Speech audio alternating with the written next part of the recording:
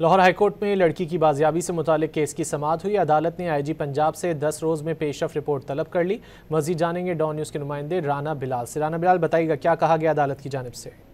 لاہور کے علاقے کہنے سے جو لڑکی کی بازیابی سے متعلق کیس کی جو ہے وہ لاہور ہائی کورٹ میں سماعت ہوئی ہے، اور عدالتی حکم پر آئی جی پنجاب ڈاکٹر عثمان انور جو ہے وہ عدالت میں پیش ہوئے اور عدالت کو یہ بتایا کہ اس کیس کو جو ہے وہ ہیومن ٹریفکنگ کے طور پر بھی دیکھا جا رہا ہے۔ ہیومن ٹریفکنگ کی 100 سے زیادہ بچیوں کو بازیاب کروایا گیا ہے۔ آئی جی پنجاب نے عدالت کو یہ بھی بتایا کہ ہم نے سوشل میڈیا اور میڈیا پر بھی اس حوالے سے اشتہارات جو ہے وہ دیے ہیں، اور تمام صوبوں کو بھی لکھا ہے کہ کوئی معلومات تو جو ہے وہ فراہم کرے۔ اس کے ساتھ ساتھ آئی جی نے یہ بھی بتایا کہ مغوی کا کوئی فنگر پرنٹ بھی موجود نہیں ہے۔ چیف جسٹس نے یہ ریمارکس دیے کہ آپ لوگوں سے ایک گھریلو خاتون ریکور نہیں ہو رہی، جس پر آئی جی پنجاب نے کہا کہ ہم اپنی پوری کوشش کر رہے ہیں، عدالت تھوڑی سی مہلت اور دے دے، ہم بچی کو بازیاب کروانے کے لیے ہر طرح کی کوشش جو ہے وہ کر رہے ہیں۔